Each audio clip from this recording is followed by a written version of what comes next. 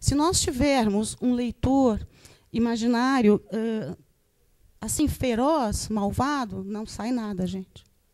Não sai nada. Nem lista de supermercado sai. Então, vamos nessa. Como é que a gente pode fazer isso, então? Tá? Respeitando o princípio de cooperação conversacional.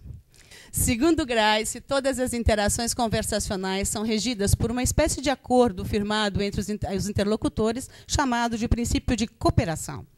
O autor considera que, para que se possa conversar a contento, é preciso que cada parceiro se identifique temporariamente com os interesses conversacionais transitórios do outro, numa espécie de esforço cooperativo mútuo.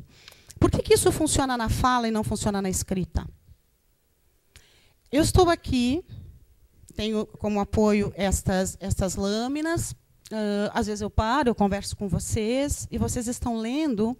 Não apenas lendo no sentido agora figurado, não alfabético, a minha fala, mas vocês estão lendo os meus gestos, vocês estão lendo a minha posição, vocês estão lendo o seu movimento do pescoço, assim, tipo tique nervoso, vocês estão lendo se eu digo né, porque isso é reiteração da fala e isso aponta para um certo nervosismo, certo?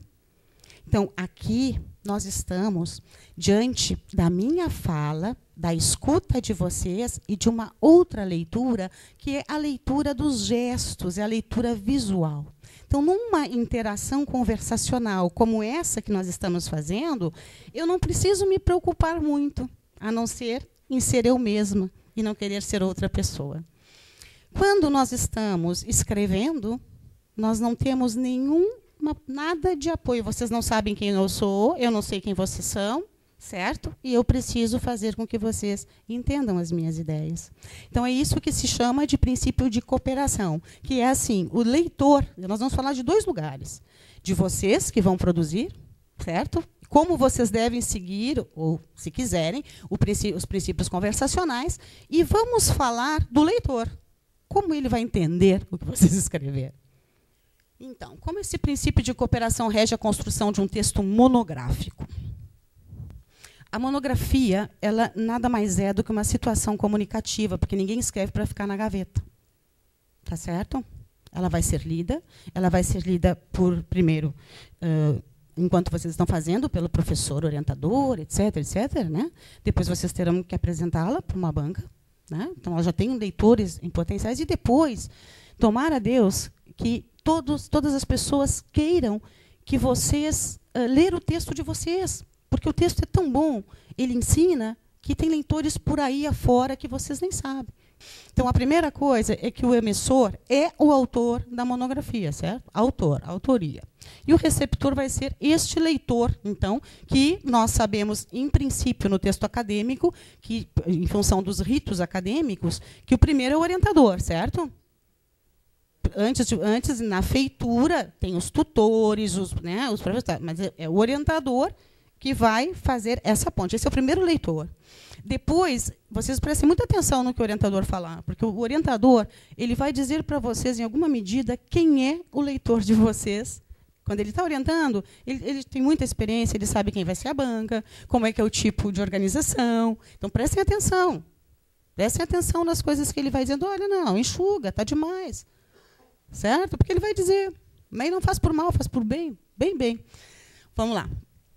Ambos devem respeitar o princípio de cooperação que se estabelece entre aquele que tem algo a dizer e aquele que se dispõe a ouvir. Ou seja, ouvir não é alguma coisa que a pessoa faça obrigada. E nem ler muito menos. Eu leio o que eu quero. Eu sou super seletiva. Eu tenho uma lista, uma pilha de livros lá que vou ler daqui só no próximo milênio, porque não vai dar tempo em tanta coisa, né? Mas eu sou muito seletiva. Tem certos autores que eu olho e nem sigo. Não sigo. Não é verdade? Vocês leem qualquer coisa? Sim ou não? Não, gente, né?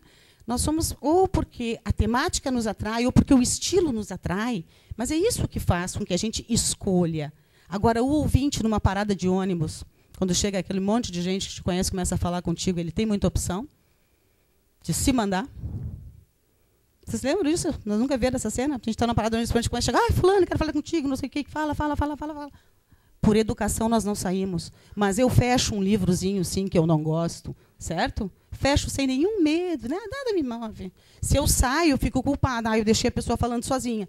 Mas se eu paro uma leitura porque ela não é atraente ou porque os princípios conversacionais não estão sendo seguidos, qual é o problema? Não estou vendo o autor.